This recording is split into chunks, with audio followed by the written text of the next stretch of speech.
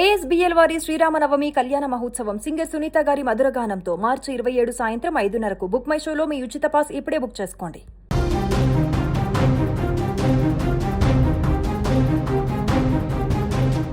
పశ్చిమాసియా అగ్నిగుండంలా మండుతోంది.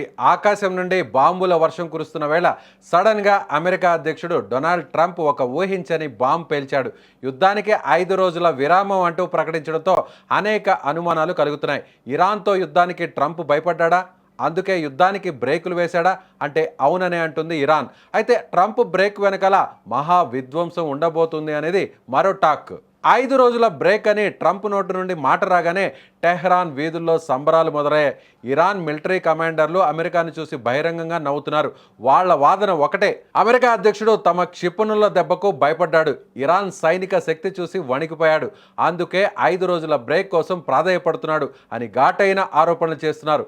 ఇరాన్ దగ్గర ఉన్న హైపర్ సోనిక్ మిసైల్స్, అలాగే హెజ్బొల్లా, హౌతీల లాంటి వాళ్ళ ప్రాక్సీ నెట్వర్క్ ఒకేసారి దాడి చేస్తే మిడిల్ ఈస్ట్లోనే అమెరికా మిలిటరీ బేస్లు బూడిదలు అవుతాయని, ఆ భయంతోనే ట్రంప్ వెనక్కి తగ్గాడని ఇరాన్ ప్రచారం చేస్తోంది.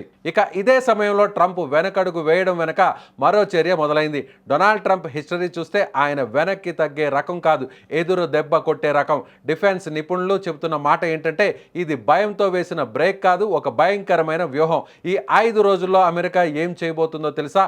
ఇరాన్ చుట్టూ ఉన్న తమ మిత్ర దేశాలు ఇజ్రాయెల్, సౌదీ లాంటి దేశాలతో కోఆర్డినేట్ చేసుకోవడం, మధ్యధరా సముద్రంలోకి తమ భారీ ఎయిర్ క్రాఫ్ట్ క్యారియర్లను, న్యూక్లియర్ సబ్మెరైన్లను సరైన పొజిషన్లో మోహరించడం, అన్నిటికంటే ముఖ్యంగా ఇరాన్ యొక్క రహస్య అణు కేంద్రాలను, మిలిటరీ బేస్లను ఒకేసారి మ్యాప్ చేసి టార్గెట్ లాక్ చేయడం. అంటే 5 రోజులు ఇరాన్కి ఊపిరి పీల్చుకోవడానికి ఇచ్చిన టైం కాదు, అమెరికా తన ఆయుధాలకు పదును పెట్టుకోవడానికి తీసుకున్న టైం అంటూ మరికొందరి వాదన.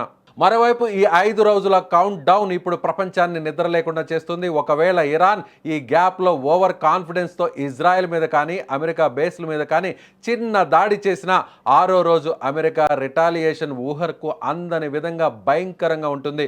మీరు భయపడ్డారు అని ఇరాన్ రెచ్చగొడుతున్న కొద్దీ ట్రంప్ ఈగో హర్ట్ అయితే ఆ దెబ్బ డైరెక్ట్గా ఇరాన్ ఆయిల్ రిగ్స్ కమాండ్ సెంటర్ల మీద పడుతుంది. అదే జరిగితే 3వ ప్రపంచ యుద్ధానికి దారులు తెరుచుకున్నట్టే. చూడాలి మరి ట్రంప్ వెనక్కి తగ్గడం వెనుకున్న రహస్యం ఏంటో.